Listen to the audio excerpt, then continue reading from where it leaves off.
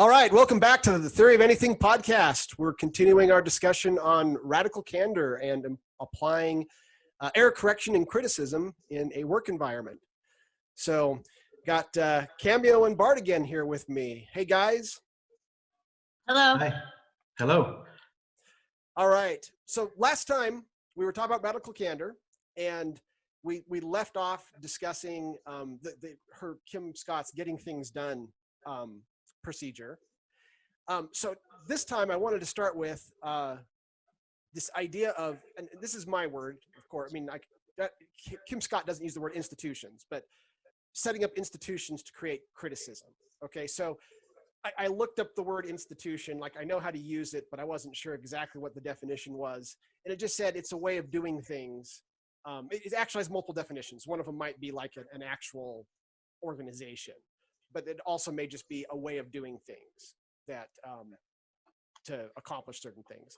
So one of the things I really liked about Kim Scott's radical candor is she spends significant time talking about how do you actually create an environment of criticism where it's non-offensive to give feedback?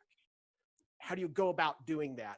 And what I noticed, Popper calls these institutions, and what I noticed is that's what she's doing. She's actually setting up little institutions, and these are just suggestions. Everybody does their own different thing, but she's giving ideas for how you might go about this. So for those that can see the slide, I've listed here some of the things that she has suggested as ways to get a culture of criticism at work going. So for example, figuring out who on the team is the most comfortable criticizing you, and then having them do it in a public meeting so that you're actually creating a culture. Now remember, one of the things that she suggests is starting with criticism of yourself rather than criticism of others. So finding someone and saying, okay, look, I want you in this public meeting to criticize me on these points that you've made to me, so that people see it in public and they get used to the idea that I'm okay with receiving criticism. And that will, she says, develop a culture of criticism where people get used to, in this work environment, we're okay with that because the boss is okay with it. She gives other examples like the go-to question. This is a very simple little thing, but saying, if you can't figure out what to say to encourage criticism, say, what could I do or stop doing that makes it easier for me to work with? Okay, so you have a kind of a standard question that you can use that is non-offensive, but really doesn't put people too much on the spot. They're always going to be on the spot to some degree if you're asking for criticism, but sets it up in a way that's kind of friendly. And then she talks about, yes. Does she specifically use that particular phrase? Yes. Because it is an interesting phrase, especially the placement of the way the easier to work with me. The word easier to work with me and the way that's phrased is designed to acknowledge I'm hard as hell to work with. What can I do to change that? It's just a very interesting way to phrase that. Yes. And okay, so let's talk about that for a second, because I noticed the same thing. She's picked her words very carefully here, right? She's put thought into how do I ask this question so that I'm eliciting the answer that I want, right? And as you just mentioned, there's an implication of fallibilism. There's an implication of, look, I know I've got problems. We're all human. We've all got problems. There's a number of things like that. What could I stop doing? Okay, instead of what could I start doing to make it easier, that's probably harder to think of than what can I stop doing? What are things I'm doing wrong? What are errors I am making, right? I mean, this is a hard to vary question that she's come up with. It is. Right. Okay, and that's the thing I loved about it, is that she's really given thought to how do I ask, and I think that there is a tendency with criticism, when you think about just criticism in any setting normally, people just sort of start saying stuff, right? There's not a lot of thought that goes into how do I get criticism going well, right? And clearly she's thought this through, and there's some practice behind this. Any other comments on that? Well, and I've read the book and even generally try and ask the people who work for me, like, what can I do to be better at my job, or how can I support you better? But this is a totally different question. I don't know if it's ever stood out to me quite this way before. You can go on. It was just interesting to me. Okay. Yeah, maybe one thing here is it also I remarked it as well, and it's clear that in other instances and for the majority of the instances she talks about criticizing content. This leads a little bit into criticizing behavior and what can be improved in terms of how we behave when we give criticism. So it could get a little bit of a personal flavor, but then I think it's still okay. Because it's in the format of a question. It's an open question. You invite the other to come up with ideas with regards to that behavior and how you perceive the behavior. So I think taken next to all the other things she says about criticizing content, I think this is a good, let's say, balance in the whole thing. So yeah, I remarked it as well that it tends to have a kind of personal flavor. Or person-centered flavor, but I think it's a good, it's a valid question after all. It can lead to interesting ideas. Yes, and I see your point. She does use the word me, right? So it is a little bit personal, but then she kind of deflects that a little with what could I do or stop doing, right? Yeah. So she's still trying to get it back to specific content, specific things that need to be done differently. So, and I guess I should mention, this is all in context of what she says a manager's job is, which is to support other people doing their work, right? That you're not the boss who calls all the shots. So in context of what can I do to support you, like Cameo's version of this is maybe somewhat more similar to that in that context. Yeah. Okay, so she talks about the next one. She talks about enduring the silence and embracing the discomfort. I need to probably explain that.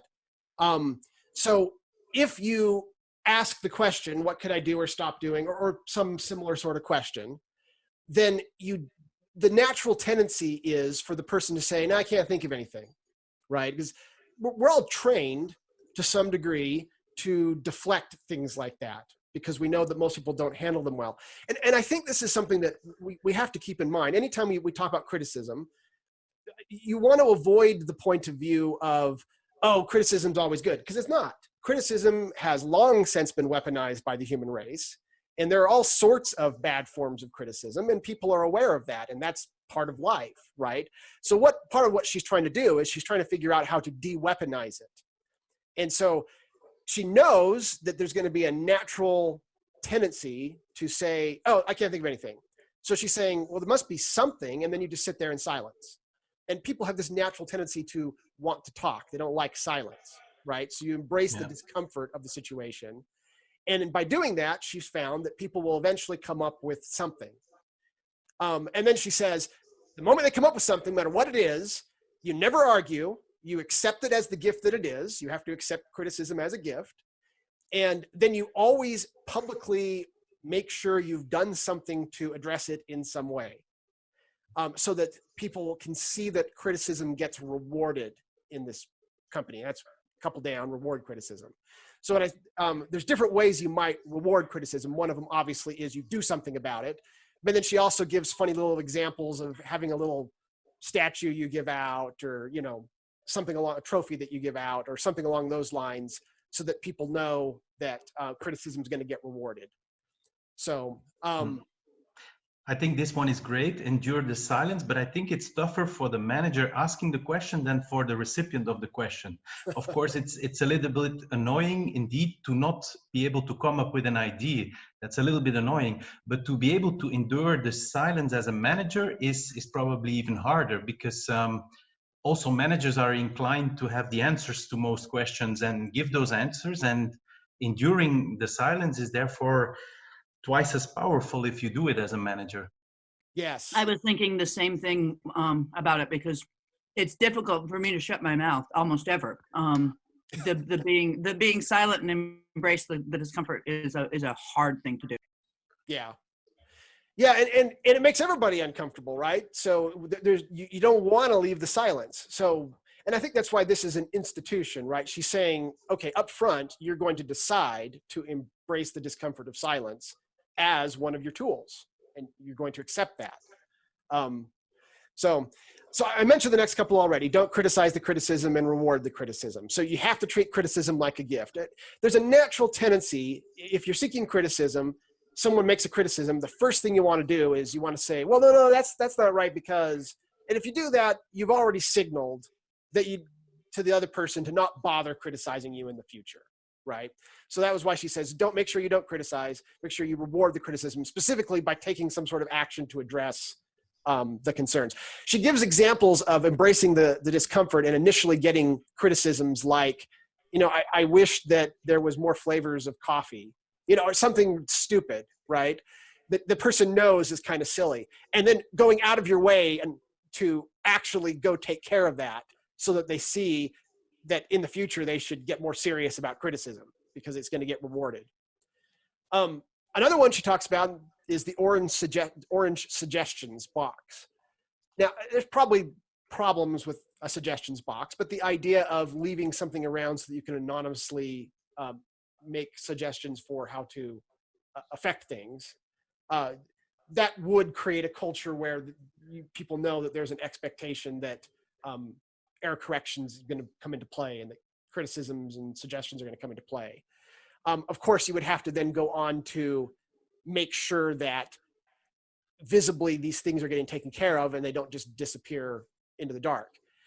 And Cameo, I don't have this on the slide, but it seems like she had some ideas on how to do that, because obviously you might get lots of stuff into an orange suggestions box. I think she recommended something like pulling out the box in a public meeting and intentionally pulling out items from the box and reading them in a public meeting. Is this ringing a bell? Do you remember what? Yeah. She does talk about the only way that a suggestion box, again, you have to show that there's going to be changes. So, pulling those out in a very public way, and then making sure everyone sees very openly impact from that. Yeah. And then related to that is the management fix-it sprints, which I'd never heard of this before reading the book. But the idea of sprints is an agile software thing that's starting to get into other parts of the business, where you try to do work in a often 2-week period of time so that you're planning just 2 weeks out. One of the things she talks about is the tech debt sprints, where every so often we have these fix-it sprints in software where you go through and you try to catch up on your tech debt or fix things that there hasn't been time because you're always under the gun to get stuff done. She said management should have fix-it sprints. So obviously we're not talking software anymore, but that there's a certain 2-week period of time where people take the suggestions, load up things they want management to take care of, and then management lays aside other things for a 2-week sprint and works on the prioritized list that's been given to them by their employees or something along those lines, so that people know that they're going to actually be able to be part of the process of making suggestions and seeing things actually change for the better. Have you ever tried something like that, guys? I have not. I really love the idea of it, because then it makes management own the problems that are happening, which I think is really difficult in organizations. And it not only makes them own it, but it makes it very, the point behind a sprint in my mind, and this starts to get into my agile geekiness, is to commit to something and then get it done. And so the idea of putting this into a fix-it sprint implies in my mind, like actually getting some things fixed out the other side that could have real changes for people or real impact for people. Yeah. I like it too, the fix-it sprint, but it triggered a complementary thought, which is linked to your title, institutions. Complementary in the sense that I would also like to have not only fix-it sprints, but like recurring overarching sprints, so that management is also taking ownership that this whole collection of ideas and tactics and approaches for doing criticism better, that this is also turning into a developmental learning effort, because all of these things on the slide are interesting let's say, tips and tricks. But for it to become an institution, it has to be a learning experience. And you can get off of an average start or a bad start, but it's only in 3, 6, 9 months that you'll be able to see whether this culture of criticism is really taking off, and if not, what is needed to guide it towards a better direction. And I think only if you do that, like these overarching evaluations and steering by the management, by the people that endorse this whole momentum and this whole drive, it's only when you do that, I think, that you can create the institution aspect of the whole thing. Right. No, that makes sense. The last point that I've got on this slide was interesting. It's obviously just a behavioral thing. So don't let people talk about others behind their back. So you think about, like, two people are working together and they're having problems, and they both come to you, or one of them comes to you and complains. And talks, maybe they're just saying, oh, I just hate how blah, blah, blah. And the natural thing is to want to be empathetic. She kind of puts us in the ruinous empathy category, but it's very natural to want to hear the person out and be empathetic to what they're saying. So she says it's a hard thing, but you really need to create a practice, an institution, where it just isn't okay to talk behind other people's back, but that you're very focused on wanting to solve the problem instead. So if they're coming to you because there's a problem, then great, help them with the problem. Say, okay, how about I set up a meeting and the three of us can talk about how to improve the situation, or something along those lines. This one strikes me as tough, but I'd actually like to hear your guys' thoughts on this one before I say anything else. So I'm curious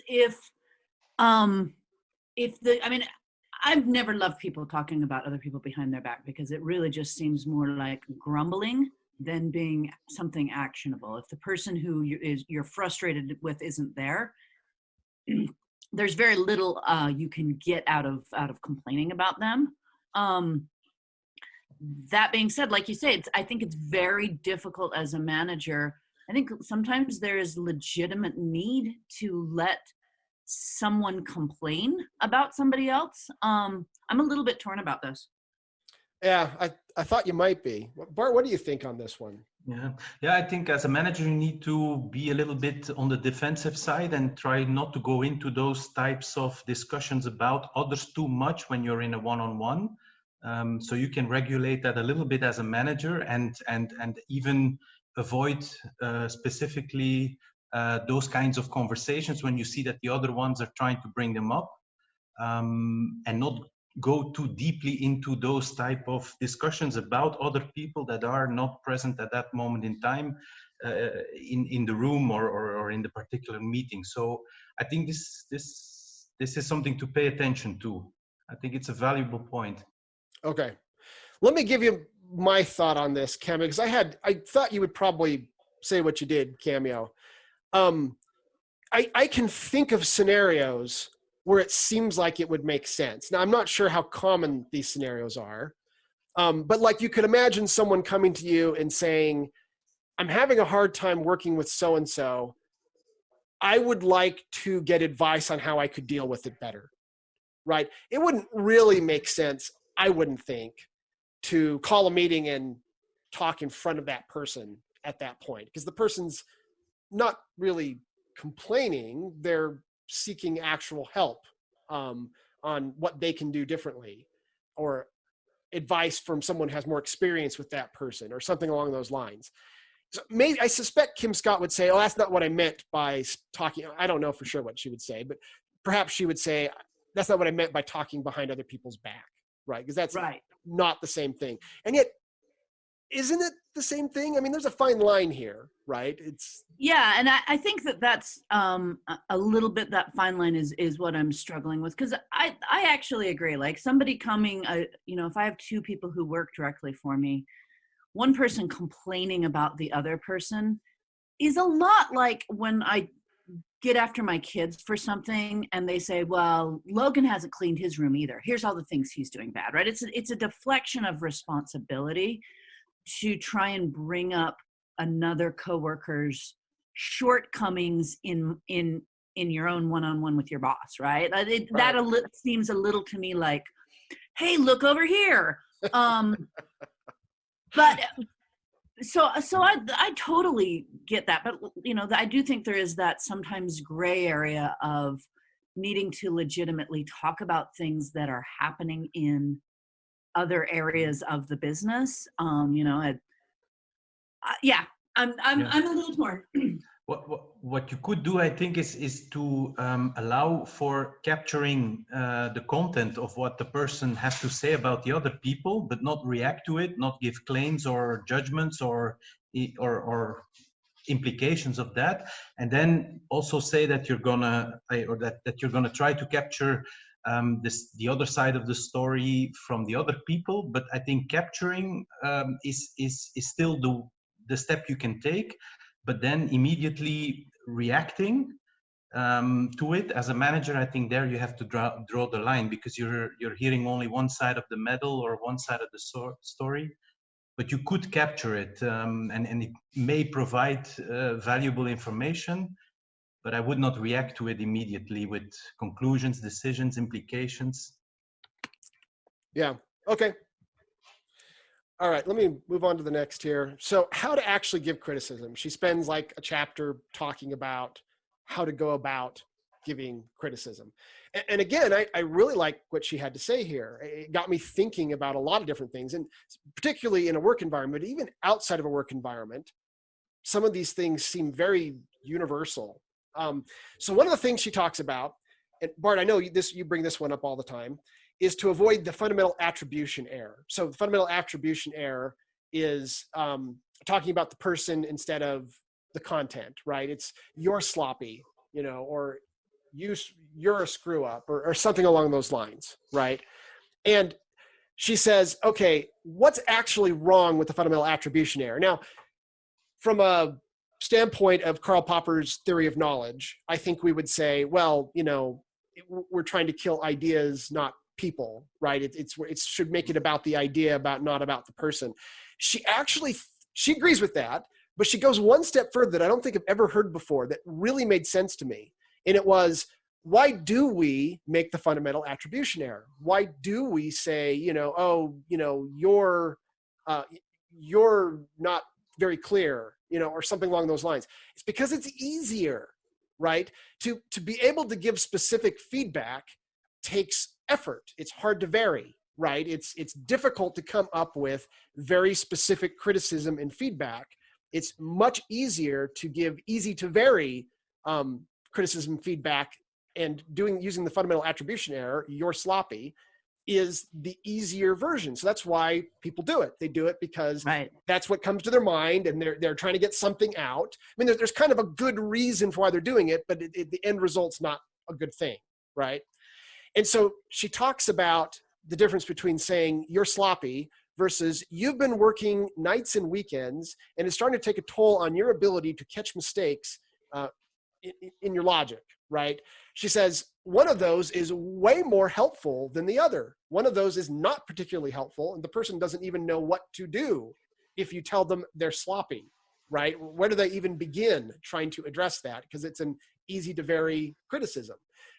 Whereas the other one that's very specific, that's way more helpful, that they can start thinking about what to do about it and what it is they need to do. And it's also less offensive, right? It immediately helps de-weaponize it and make it so that it's something that's actionable, they can do something about, and it doesn't make them just feel like they're hopeless, right?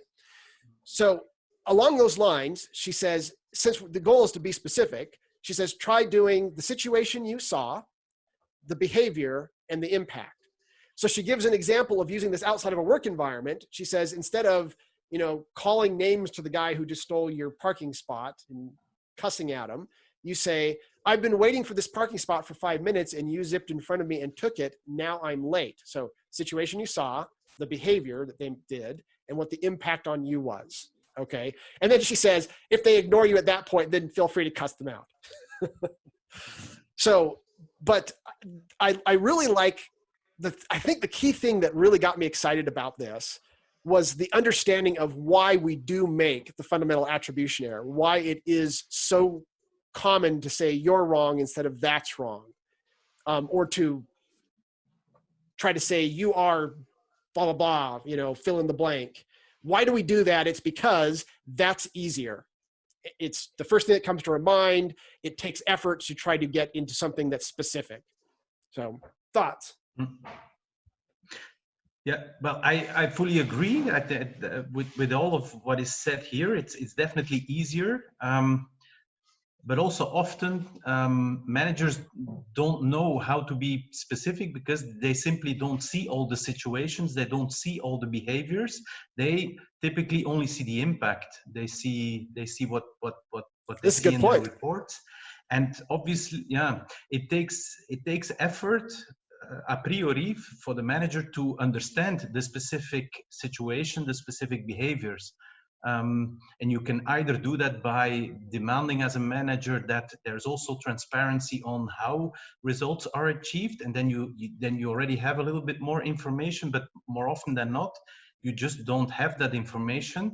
And then, yeah, the second best strategy even, or the second worst, let's say, because the worst is indeed saying things that are not specific and person oriented, but the second worst is at least allow for ask what happened specifically and how people specifically acted, and then try to work with what you're being given. But oftentimes at the moment that as a manager you make a judgment, you don't dispose of those pieces of information. And therefore, yeah, you're dragged into the attribution error. Yes, that makes sense. And I think you're right that often as managers, you did not personally see the situation, which makes this a little tougher. Cameron, what do you think? I absolutely agree. It's the kind of the first thing that comes to my mind is exactly what Bart said. It's difficult sometimes to see the holistic situation, or even to understand a lot how it came about. You only see the outcomes and the results, and a lot of times trying to move backwards and understand the situation holistically enough to be able to give criticism can feel like criticism to people. Asking questions about, how did we get here? Why were you doing that? Or what was happening that caused, can really seem critical to people. Especially if a situation has gone really poorly, they feel like evidence is being compiled against them rather than a manager looking for understanding. So I think that's a very, and I'm speaking specifically of situations where there's already been a bad outcome, not just, I always with Kim, I think about her, the way she starts the book with Sheryl Sandberg telling her she shouldn't say so much, but right. For most of us as managers, error correction generally isn't about something as mostly benign seeming as, hey, you don't seem as professional when you use the word a lot. Right. And so it is interesting to try and figure out how to get to that's wrong when sometimes it takes a fair amount of effort to understand what was wrong. Yes. And she also points out that sometimes the situation is personal, right? We talk about trying to depersonalize it and talk about what's wrong, but she gives the example of a woman who smelled bad, right? What's wrong is very personal. And so sometimes you have to you do have to address personal things as part of giving people feedback. So she goes on to talk about how to go about this, okay? And she talks about state the intention to help, okay? Make criticism an intention to help. So now getting back to what Cameo and Bart, what you guys were saying, you may not actually have seen everything. So she gives the example of a preamble. I'm going to describe a problem I see. I may be wrong. And if I am, I hope you'll tell me. If I'm not, I hope my bringing it up will help you fix it, okay? So this is another example of having kind of a pre-thought out statement that you're going to say that helps de-escalate the situation, helps the person out. And there's a humility in it, this idea of, saying things like, I think, trying to make sure they understand that you're not saying you know something for sure. And right, I do I may be wrong statement. Yeah. And especially for the circumstance that you guys were giving, you something's wrong in some report somewhere, and you get, statistics that show there's a problem. You don't really know what the problem specific, proximate causes are. So this might be a helpful way to go about doing that. Is this is just a case of fallibilism, right? This is from Karl Popper's philosophy. You're admitting your fallibilism. You're admitting that, look, I'm just starting this conversation. I don't really know for sure exactly what's wrong. Maybe there's something we need to fix here. Maybe you need to explain something to me. So that does seem like that might be, in some circumstances, a helpful way to try to go about that. Any other ideas here on how one might go about either stating intentions to help, or trying to initiate this conversation in a circumstance where you didn't actually see the specific problem? Yeah, I think everything that makes a person at ease, that makes him or her prepared for these kinds of conversations is good. So if it has any recurrency, if it's not like on the spot, completely unprepared and in a kind of turbulent atmosphere, then this won't work. So the person whom you're going to give some criticism to needs to be prepared, know that it's a regular activity with some recurrency. And so everything that helps to make this like a business as usual kind of activity, think will help with regards to the impact and the effect that the criticism can have. Okay, excellent. Now, Cameo, we talked last time about the 1 minute manager, and this next bullet point actually matches the 1 minute manager pretty well. So she suggested that it depends on the circumstance, of course, but that you don't usually call a meeting to give criticism, that you give feedback immediately 2 to 3 minutes while walking between meetings or something along those lines, right? Now, obviously these were the pre-COVID days. But if you're in a meeting and you're walking to your next meeting, you pull the person aside on the way while you're walking there, and within 2 to 3 minutes, you give them the feedback that needs to be done. She suggested that this was good. First of all, this matches very well with the 1 minute manager, the idea that criticisms should be given quickly. There's no reason to dwell on them. You're trying to just give them the minimum feedback so that they know there's an error and they need to do something about it. But it makes it so that it's in person. It holds it down. They don't have to have this anticipation of, why do I have this meeting on my calendar with my boss? What are they going to say to me? You just give it to them right then, and then you don't save it up. You don't have, oh, that's right, I need to call a meeting to talk to Joe about what he did wrong. You just take care of it right then, and then it's done. Again, the 1 minute manager idea. And then they're moving on to the next meeting, and they're not dwelling on it. They've got something else that's on their mind. They now receive the feedback. They've got a chance to correct the error if there's an error. So this one, I actually think, fits very well with probably the things that you've liked about the 1 minute manager, would I guess, Cameo? Yeah, I mean, absolutely, criticism being held up and stored for a formal I'm giving you feedback thing, I think is a really not a good pattern. And the 1 minute manager, I'm sure, doesn't focus on it for the same beneficial reasons. But very much being able to give criticism quickly. And, there's a part of it that's about immediacy and not about the length of criticism. Yeah. When you're seeing behavior, you need to correct the behavior quickly rather than waiting for it. And for me, that's probably the biggest point of the 1 minute manager is see something, say something kind of thing. Yeah. Don't see something, put it on a log, save it for your quarterly meeting where you tell them all the ways that they're a disappointment to you. Yeah. Yeah, makes sense. These next couple of points, she says you have to be flexible with, but she says it's always preferable to do criticism in person, but it's not always possible, especially in the increasingly globalized environment. So she says, on the phone is better than via text or via email or something like that. There's kind of an order in which you should do this to make it as good as possible, and in person is the ideal. She also talks about praise in public, criticize in private. She says, I think that's generally a good rule of thumb. This isn't one she made up. This is a very common one, obviously. But then she gives examples of where it may not make sense. There are some people who it's literally painful to be praised in public. And all of us are to some degree kind of programmed to not want to be held up in public, even as a good example.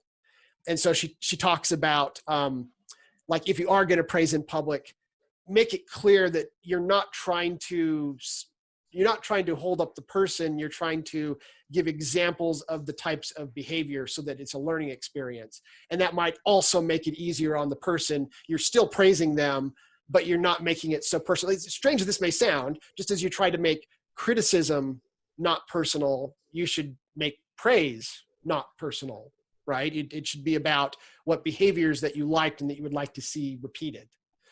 And as a learning experience for others and things like that, it doesn't have to be a matter of trying to build the person's ego up, which might bother some people. So I thought those two were interesting, very common things that I think we all know, but she went more into why they're true and when they're not true, and how to handle that. The other one that I thought was interesting was, she says, you really need to acknowledge the hurt. When you're giving criticism and feedback, people are going to feel hurt, and they're human, and you should acknowledge that. She says, saying something like, don't take it personally is less, she says, is less than helpful, right? It's worse than just not saying it at all. And this is one of the things I really loved about this book, is she makes it all so human, right? She makes it all acknowledging the reality of the types of feelings that we all have, rather than trying to teach us to suppress those feelings. She makes it about how do we utilize those feelings in the most useful way, and how do we deal with the feelings when they're maybe counterproductive, by still acknowledging that they're there, still acknowledging that this is a person. So I really loved a lot of the things she did around that. Any thoughts on those? Yeah, I agree. I like every single point on the list here, and also this human touch and the fallible aspect of it. There's one thing I'm missing here, is like the two directions of the whole story. This is all written in terms of you as a manager giving criticism in the best possible way to your direct reports. But there has to be a direction from the report to you as well.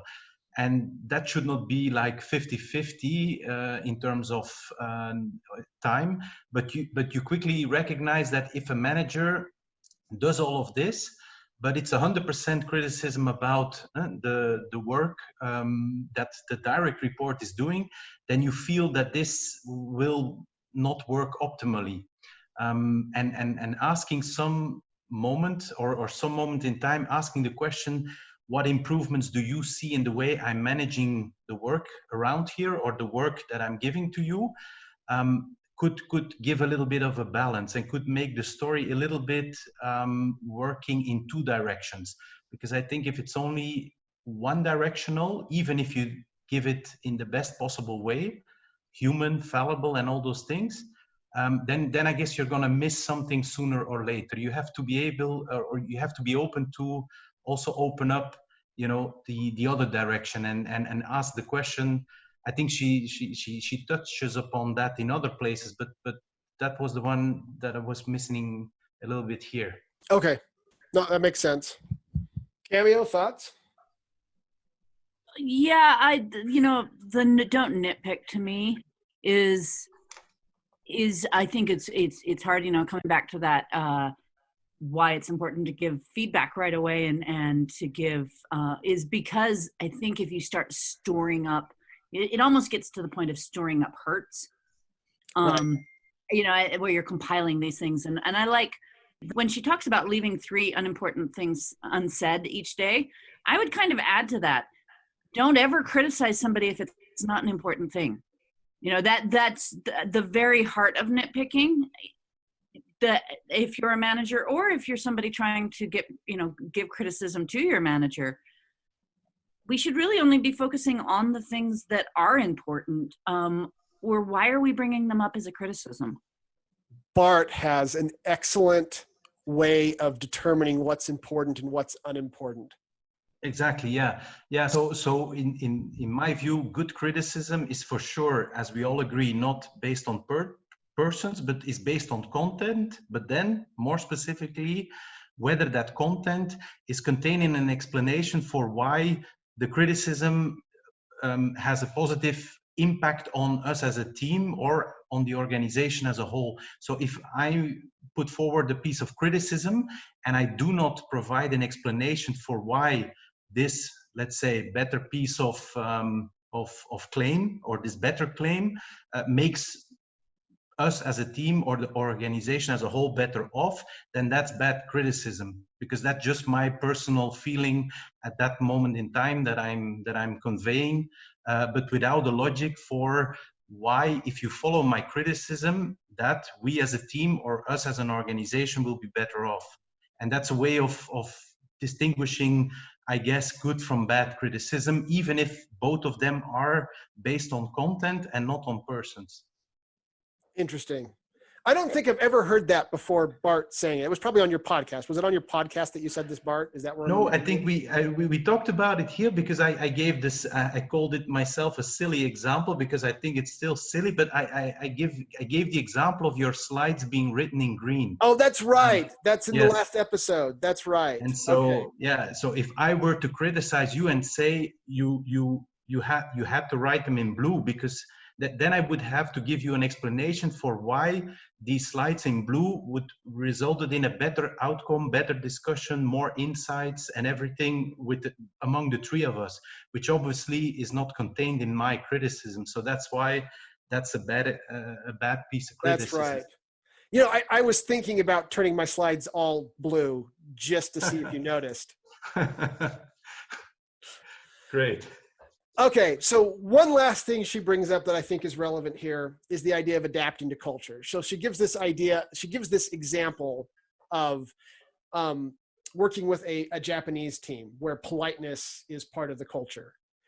And so she initially tries to get the Japanese team, I'm going to not remember the story exactly, but she tries to get the Japanese team to go to Microsoft or whoever it is they're trying to get something done at some global or vendor level, and they're not getting things done that they need. And she says, well, you need to go to them and you need to give them criticism on, what they need to do differently. And it was too much of a change against the culture of politeness. Okay. Now, and this is something that's kind of interesting, is she's making the point that culture affects this, but then she says, okay, you need to do it in a way that makes sense in your culture. What if you're simply persistent? So you're not being critical, but you just persist. You continually follow up until they take care of your need. Well, they had no problem with that. So they did that instead. And the end result was exactly the same, that they started to, whoever it was at the global or vendor level that they were working with, started to get them what they needed so that they could be successful. Okay. Mm-hmm. So she makes the point that we do need to take a lot of these ideas that we're talking about, and we do need to adapt them to the culture of that country, of that company, of whatever the people that you are specifically trying to work with. Well, yeah, I've had experience where I was briefed on beforehand in meetings with multitude of people, but from different cultures. That, for example, that was an extreme case that you aren't allowed to ask questions to the CEO. Even if you're invited in the meeting and you're presenting stuff in the meeting, you're not allowed to directly ask a question. Of course, that's the extreme case of adapting to the culture, and that doesn't lead to a lot of cooperation or progress. But yeah, it plays a role. Interesting. So let me, just a thought there. Kim Scott is kind of taking the stance that you can find a way to make things work for the culture that you're in. You're kind of raising a different point, which is sometimes the culture is actually bad, right? I mean, it's hard to imagine how you would get the necessary feedback to be successful if you're not allowed to ask questions of the CO. So I could see that, unless you can think of some, I can't off the top of my head anyhow, think of some way to adapt to that actually seems like it's an actual hindrance. Yeah, you're right. Yeah, that's a culture of non-criticism or non-tolerance to criticism. Yeah. Or to error correction or improvement or anything. Yeah. So in that case, what do you do in a case like that? I have no idea. No, that's the extreme example. That's where you're stuck. But I can imagine that there are examples where you can still pass on the idea and the way of giving criticism by tweaking and adapting a little bit to the culture and not being confronted with with an obligation, for example, not to be able to ask questions or have any impact or connection. Yeah. Okay. All right. One last thing here. Final slide. Getting guidance on your guidance, which is a really interesting idea. So the idea here is that after you give either praise or criticism, that you're going to receive a critique of the guidance and feedback that you gave, whether it's praise or criticism. And the way she goes about doing this was really interesting.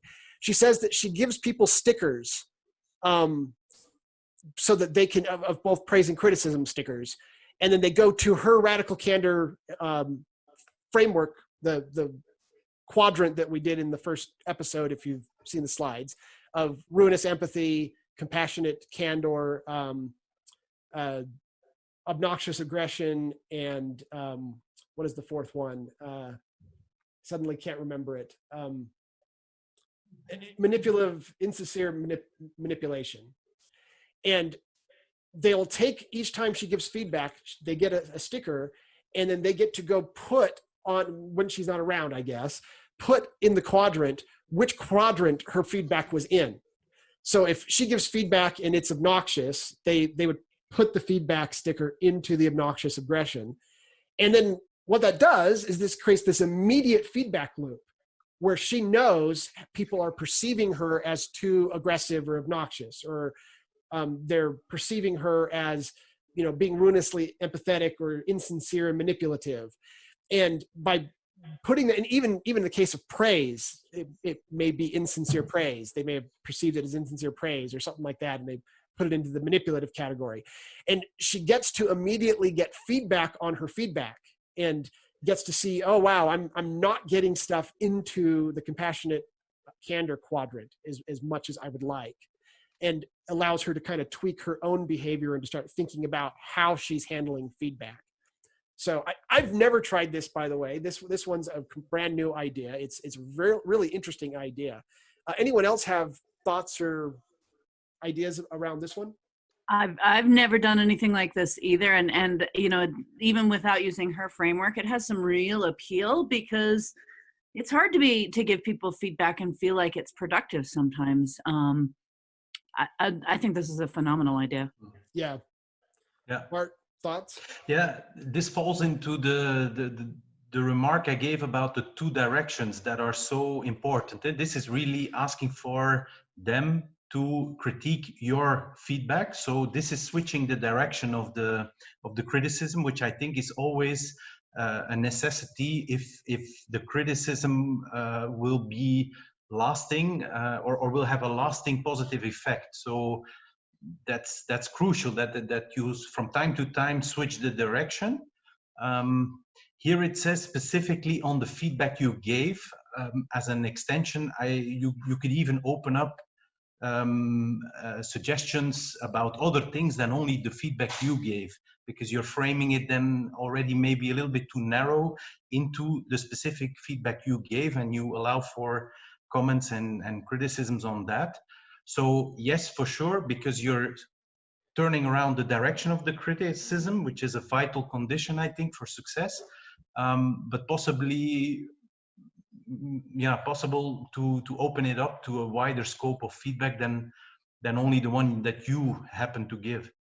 Yes. The other thing I like here is, again, this is an example of setting up an institution, right? You have the framework up on the wall. It's in your office or somewhere that's public, and people have stickers, and they're expected to go put stickers, and then people see other people putting stickers, right? The stickers are going up. So there's this environmental culture where people can see, oh, I am expected to put a sticker up. You don't have to do it when the person's there. So it depersonalizes it. You don't know specifically who, and yet it still gets you the information you need. Am I generally being compassionate, or am I just being too obnoxious, or am I just being too empathetic, ruinously empathetic, and I'm not really giving people the feedback that they need? So this is one that I actually would love to see more managers do, and should probably do it myself. I'm not sure how you would do this in a COVID environment. But like in an environment where you're actually working, the idea of putting up on the wall seems like it depersonalizes it quite a bit, so that you can immediately just get the feedback, and yet nobody feels awkward about it, if that makes any sense. All right. Any other final thoughts here, guys, on radical candor? I know I need to work harder on it. Yeah. I've got a long ways to go myself on this. I really need to start implementing some of these things. Yeah. I must say, I like it. There are really great points in it. Really good stuff. How does it work in the US? I've been out of the US for a while, but does this gain a little bit of traction? Is this getting momentum? This based upon the book, or the principle in general? Good question. So, the book became a popular read at where I work. And so in that sense, I think it has gained some real traction as an idea, right? That everybody wanted to read it, and we all got excited about it. But I don't think I've seen hardly any of it implemented at all.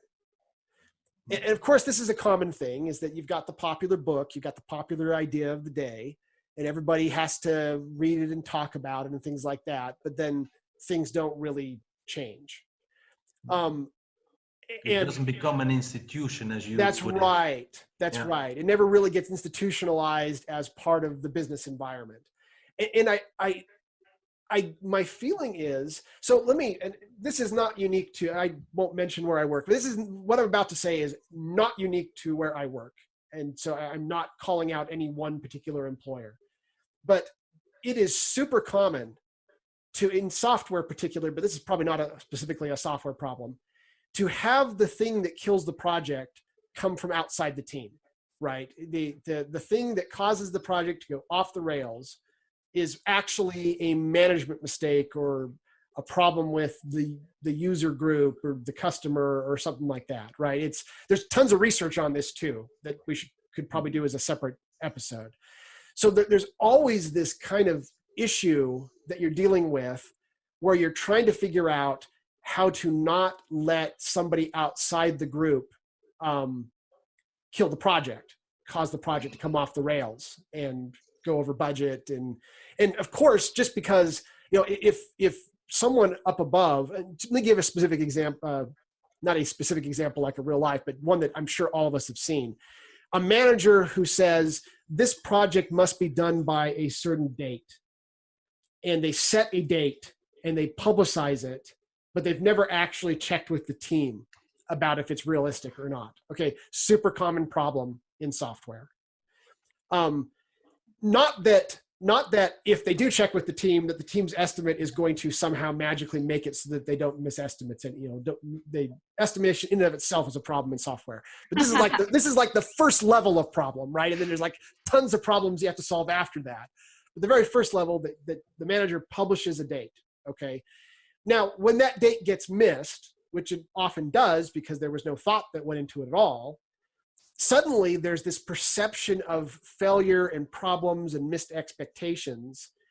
And everyone is very likely to blame the team, right? And the team knows that they'll, under those circumstances, very likely get blamed and it'll be bad, right?